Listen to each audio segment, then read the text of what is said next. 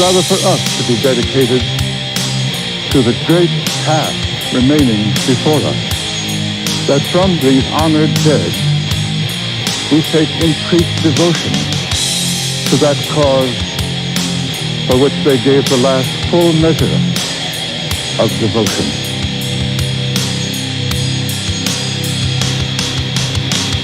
We cannot hallow this ground.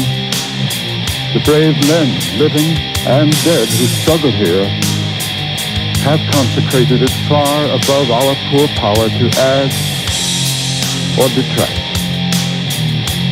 That we here highly resolve that these dead shall not have died in vain.